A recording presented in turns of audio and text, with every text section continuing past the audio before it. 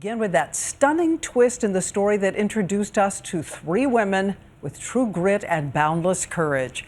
Amanda Berry, Gina De Jesus, Michelle Knight. They survived a decade in a makeshift prison in a Cleveland neighborhood.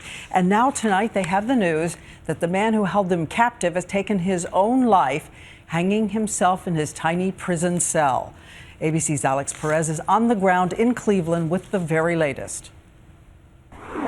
For 10 miserable years, they survived, three young women summoning every ounce of strength in that house of horrors.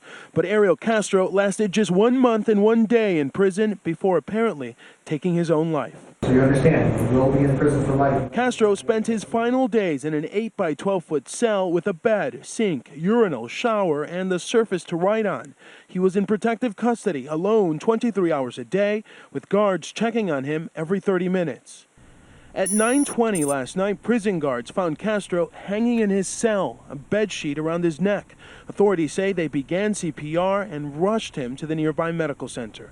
But at 10:52, Ariel Castro was pronounced dead. I spent 11 years in hell. Now your hell is just beginning. Castro was serving life plus 1,000 years for kidnapping and abusing Michelle Knight, Amanda Berry, and Gina De Jesus. In a rambling court statement, he insisted they lived as a family. We had a lot of harmony going on in that home. Castro's mother and sister have visited him in prison. He was not on suicide watch, but today his lawyer said he should have been. Any sort of intake screening for a psychological assessment may have been inadequate. And so we wanted to ensure that there would be safeguards that would be implemented at the facility to prevent what occurred. The Department of Corrections and Ohio Highway Patrol are both leading separate investigations into Castro's death, but today prosecutors dismissed Castro as a coward, saying this man couldn't take for even a month a small portion of what he had dished out for more than a decade.